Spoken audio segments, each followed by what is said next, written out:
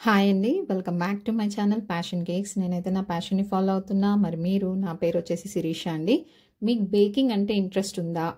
Interest ఉండడంతో మీరు చాలా రెసిపీస్ అయితే ట్రై చేసి ఫెయిల్ అయ్యారా? దాంతో విసిగిపోయారా? బేకింగ్‌ని మీ కెరియర్‌గా ఉంచుకోవాలనుకుంటున్నారా? నెక్స్ట్ వచ్చేసి మెయిన్ క్వెషన్, మీరు ఆన్లైన్ కానీ ఆఫ్లైన్ కానీ క్లాసెస్ తీసుకోవాలనుకుంటున్నారా?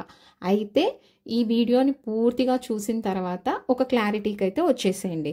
అప్పుడు మీకు క్లాసెస్ తీసుకోవాలా వద్దా అనేది మీకు అర్థమవుతుంది. ఓకేనా అండి? వీడియో అయితే స్కిప్ చేయకుండా ఎండ్ వరకు చూస్తే మీకు మంచి అవగాహన అయితే వస్తుంది. క్లారిటీగా నేనైతే అన్నీ చెప్పబోతున్నాను అనమాట.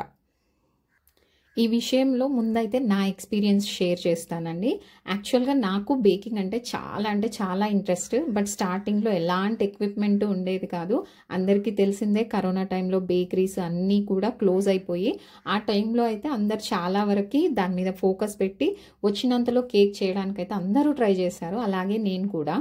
అయితే నేను ఇంకా ఎంత డెప్త్గా వెళ్ళానంటే, అసలు ఎక్విప్మెంట్ ఏది లేకుండా ఇంట్లో ఉన్న వాటితోన సింపుల్గా మనం డెకరేట్ చేసుకోలేమా? బర్త్డే కేక్స్ అనేవి మనం సింపుల్గా డెకరేట్ చేసుకోలేమా అని కరోనా టైంలో తర్వాతకి చాలా ఆలోచించి, బీటర్ లేకుండా, కప్స్, మెజర్మెంట్ కప్స్ లేకుండా, అసలు ఎలాంటి ఎక్విప్మెంట్ లేకుండా చాలా ట్రై చేశానండి. అవి సక్సెస్ అయినవి కొన్ని ఉన్నాయి, ఫెయిల్ అయినవి కొన్ని ఉన్నాయి. అయితే ప్రాపర్గా వచ్చేవి కావు స్టార్టింగ్లో. బట్ ఇంట్లో వరకు అయితే ఓకే, కానీ కమర్షియల్గా ఇవ్వడానికైతే అలా కుదరదు కదండి. అప్పుడు ఏం చేశానంటే, నేను స్టార్టింగ్లో వచ్చేసి బిగినింగ్ స్టేజ్లో వచ్చేసి ఒక్క మెజరింగ్ కప్ సెట్, తర్వాత ఒక స్పాచులా, ఇవి మాత్రం తీసుకున్నానండి. ఇంకా మెయిన్గా మనకు కావాల్సింది ఏంటి కేక్ చేయడానికి? Baking powder, baking soda. ఇవి ఉంటే మైదా, షుగర్ ఇంట్లోనే మనకి అవైలబుల్గా ఉంటాయి కాబట్టి ఇది పెద్ద ప్రాబ్లం అనిపించేది కాదు. సో స్పంజ్ అయితే పర్ఫెక్ట్గా చాలా రెసిపీస్ చూసి నాకు పర్ఫెక్ట్గా ఏది వస్తుంది అనేది చెక్ చేసుకొని నోట్ చేసుకోవడం అయితే స్టార్ట్ చేశానండి. అసలు అప్పుడు యాక్చువల్గా తెలియదు అనమాట, ఇది నేను ఒక కెరియర్గా మార్చుకోవచ్చు, లేకపోతే ఊర్లో ఉన్న వాళ్ళకి చేసి ఇవ్వచ్చు అన్న థాట్ అయితే అప్పుడు లేదు. జస్ట్ నా ఇంట్రెస్ట్ కొద్దీ నేను రీసెర్చ్ లాగా మొదలు పెట్టాను అనమాట. అన్నీ చేసుకోవడం మొదలు పెట్టాను. స్లోగా అలా ఏమైపోయిందంటే, కమర్షియల్గా ఆర్డర్స్, నేను మాకు ఫ్రిడ్జ్ ఉండేది కాదనమాట. షాపు మాది గ్రాసరీ షాపు. మాకు షాప్లో కూల్ డ్రింక్ ఫ్రిడ్జ్, అది కూడా ఎలా అంటే ట్రాన్స్పరెంట్ ఫ్రిడ్జ్ అనమాట. నేను ఇంట్లోకి చేసిన కేక్ అయినా సరే అదే ఫ్రిడ్జ్లో పెట్టాల్సి వచ్చేది. సో నేను ఎప్పుడు కూడా వేరే వాళ్ళకి చేయాలన్న థాట్తో ఎప్పుడు చేయలేదు. బట్ మా కోసం చేసుకున్న కేక్స్ అక్కడ డిస్ప్లేలో పెట్టినట్టుగా అయిపోయేది అనమాట. సో అక్కడ చూసేసి మాకు కూడా చేసి ఇవ్వచ్చు కదా అని వేరే వాళ్ళు అడగడంతో అలా కొద్దిగా స్టార్ట్ అయిందనమాట. ఇది నా స్టోరీ. అయితే నేను స్టార్టింగ్లో పర్ఫెక్ట్గా చేయలేకపోయేదాన్ని. ఆర్డర్స్ తీసుకొని వాటికి కరెక్ట్గా మెజర్మెంట్స్ అలా అసలు ఏం తెలియదు అనమాట. ఆర్డర్ ఏమో 1.5 kg, 2 kg. అసలు స్టార్టింగ్ నాకు అసలు 1/2 kg కేక్ ఆర్డర్స్ చాలా తక్కువ అనమాట. అన్ని పెద్ద కేక్లే వచ్చేవి. అప్పుడు మెజర్మెంట్స్ కొంచెం కంగారు పడిపోయేదాన్ని. అన్ని స్టార్టింగ్లో బిగినింగ్లో ఎవరైనా అంతే కదండి, అలా కంగారు పడిపోయేదాన్ని అనమాట. అయితే అప్పుడు స్టార్టింగ్లో మెజర్మెంట్స్ కరెక్ట్గా తెలియదు. యూట్యూబ్లో వెతుక్కుంటే మనకు పర్ఫెక్ట్గా చెప్పేవాళ్ళు ఉండరు. ఎందుకంటే మనకి ఇక్కడ మొత్తం కూడా స్క్రాచ్తో చేసేదాన్ని. వాళ్ళ దగ్గర ఉన్న ఎక్విప్మెంట్ మన దగ్గర ఉండేది కాదు.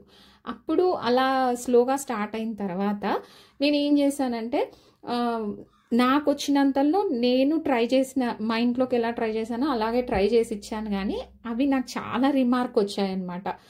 మీరు మా పార్టీ అంతా చెడగొట్టేశారు, అసలు ఆర్డర్ ఎలా తీసుకున్నారు మీరు, రాంది అనేసరికి నేను ఏమనుకున్నానంటే, చాలా బాధపడిపోయి, ఇంకా లేదు ప్రాపర్గా ఏదైనా క్లాస్ కానీ ఆన్లైన్ కానీ ఆఫ్లైన్ కానీ క్లాసెస్ తీసుకొని చేయడం బెటర్.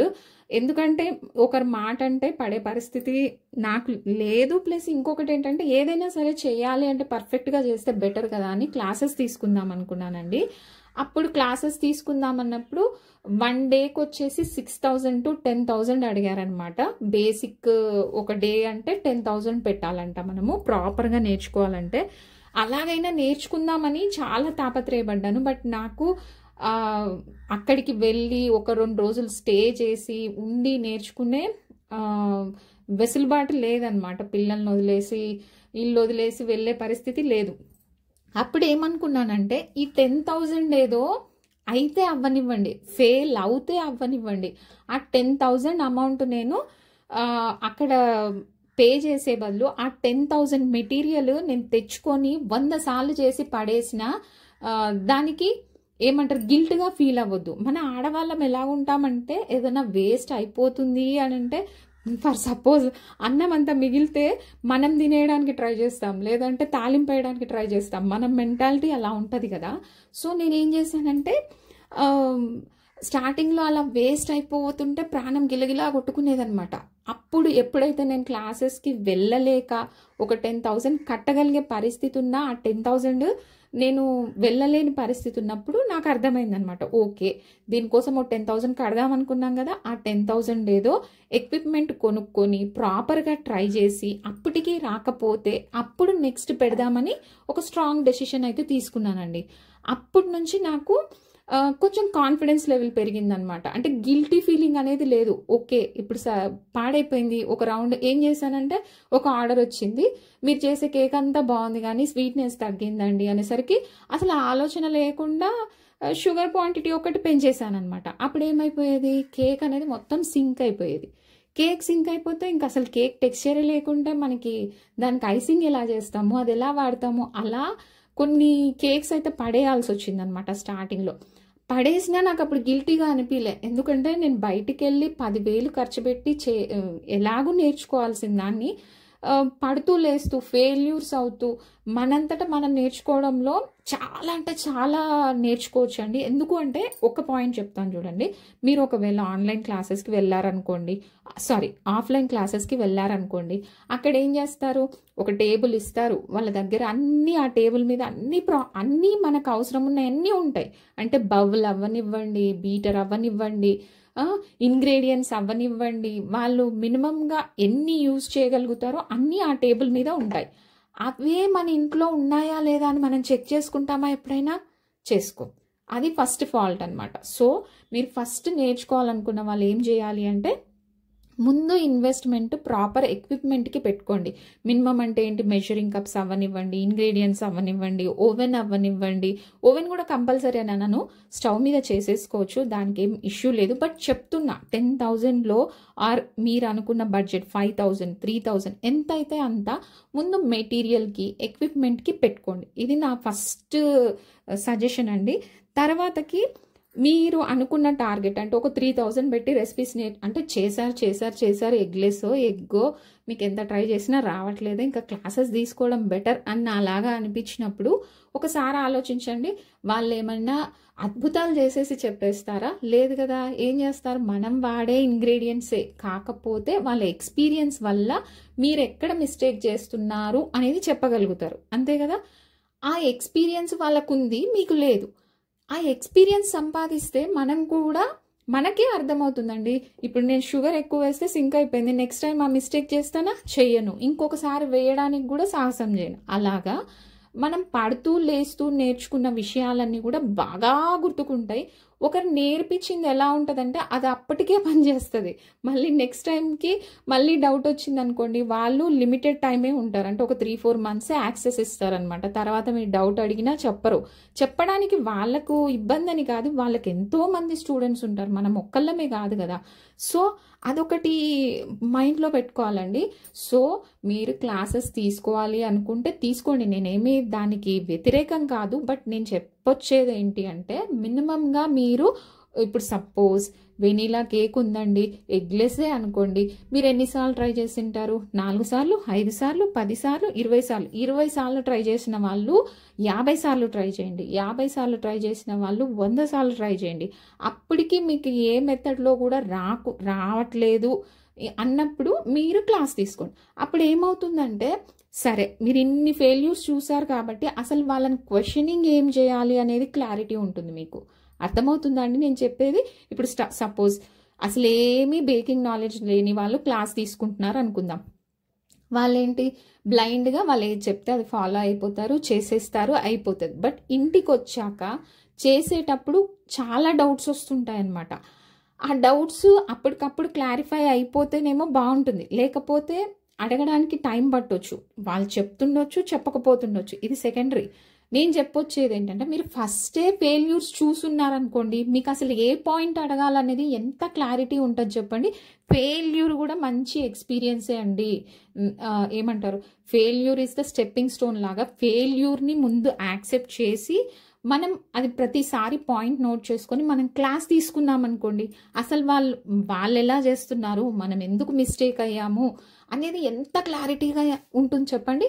సో ఇవన్నీ మైండ్లో పెట్టుకొని కంపల్సరీగా క్లాస్ తీసుకోవాలి అనుకున్నప్పుడు తీసుకోండి. అంతేగాని ఏదో ఇప్పుడే ఎంటర్ అయ్యాము ఇంకా బేకింగ్ నాలెడ్జ్ పెంచేసుకుందాము అని డబ్బులు ఉన్నాయి అటు పెట్టకుండా ముందు ఎక్విప్మెంట్ కొనుక్కోండి, ఇంగ్రీడియంట్స్ కొనుక్కోండి, మీరు వర్కౌట్ చేయండి. నేను చెప్పిన విధంగా 10 సార్లు చేసి చూడండి. అప్పటికి మీకు వర్కౌట్ అవ్వకపోతే నెక్స్ట్ క్లాస్ తీసుకోండి. సరే అండి, క్లాసెస్ తీసుకుంటాం. నేను నా ఎక్స్పీరియన్స్లో ఇప్పుడు మనకున్న సబ్స్క్రైబర్స్లో కొంతమంది దగ్గర రీసెర్చ్ చేస్తే నాకు అర్థమైంది ఏంటంటే, అవునక్క మేము ఆన్లైన్ క్లాసెస్ తీసుకున్నాం, వాళ్ళు రెసిపీస్ చెప్పారు, రెసిపీ నోట్స్ ఇచ్చారు, అన్నీ ఇచ్చారు, కానీ ఏంటి ప్రాక్టీస్ అయితే చేయాల్సింది మనమేగా, ఇంగ్రీడియంట్స్కి అయితే అమౌంట్ పెట్టాల్సింది మనమేగా. సో ఇక్కడ క్లాసెస్ అనేది మ్యాటర్ కాదు, ప్రాక్టీస్ ఎక్స్పీరియన్స్ అనేది మ్యాటర్. అర్థమవుతుంది కదండి. సరే, ప్రాక్టీస్ ఎక్స్పీరియన్స్ అంటున్నారు, మరి బిగినింగ్లోనే మాకు ఎవరిస్తారండి ఆర్డర్స్ అంటే, ఆర్డర్స్ రాకపోతే నేను అదే చెప్తున్నా, మీరు క్లాస్కి పెట్టాల్సిన అమౌంట్ మీ ప్రాక్టీస్కి పెట్టుకోండి, మీ ఇంగ్రీడియంట్స్కి పెట్టుకోండి. అవి వేస్ట్ అయినా పర్వాలేదు, పడేసినా పర్వాలేదు, లేదు ఇంట్లోకి వాడే వస్తువులు అయితే ఇంట్లోకి తిన్నా పర్వాలేదు, కానీ ముందైతే మీరు ఇంట్లో వరకైనా ట్రై చేయండి. పక్కా ట్రై చేస్తే సరే, ఇలా ట్రై చేసి ఫెయిల్ అయిన తర్వాత తప్పని పరిస్థితి అయితే తీసుకోండి. అప్పుడు మీకు క్వశ్చన్ చేయడానికి ఎన్ని క్వశ్చన్స్ వస్తాయో చూడండి. అర్థమవుతుందా? మీకు డౌట్స్ వస్తుంటాయి, చాలా డౌట్స్ వస్తుంటాయి. ఆ ఎక్స్పీరియన్స్ అనేది మీకు క్లాస్ తీసుకున్నప్పుడు పనికొస్తుంది. లేదు మీకు డౌట్ వచ్చింది, నెక్స్ట్ టైం అది క్లారిఫై అయిపోయింది, మీరు చేస్తున్న ఎక్స్పీరియన్స్లోనే మీకు కొత్త కొత్త విషయాలు తెలిసాయి, అప్పుడు అవసరమే లేదు కదండి, క్లాసే అవసరం లేదు కదా. సో ప్రాక్టీస్ ఎక్స్పీరియన్స్ ముఖ్యమండి. మనకి చాలా రెసిపీస్ దొరుకుతాయి, చాలా రెసిపీ నోట్స్లు ఇస్తారు, ఆన్లైన్ కానీ ఆఫ్లైన్ కానీ అందరూ ఇస్తారు. బట్ చేయాల్సింది మనమేగా, టైం పెట్టి ఎఫర్ట్ పెట్టి చేయాల్సింది మనమే. కాబట్టి ఇదంతా మైండ్లో పెట్టుకొని మీరు క్లాసెస్ తీసుకోవాలా వద్దా అనేది మీరే ఒక క్లారిటీకి రండి. ఐ హోప్ నా సజెషన్స్ అన్నీ మీకు నచ్చినాయనే అనుకుంటున్నాను. ఇంకా ఏమైనా సజెషన్స్ నాకు గుర్తుకొస్తే ఇంకొక వీడియోలో అయితే షేర్ చేస్తానండి. ఓకేనా? ఈ రోజుకైతే ఇంతేనండి. మరొక మంచి వీడియోతో మళ్ళీ కలుసుకుందాం. బాయ్.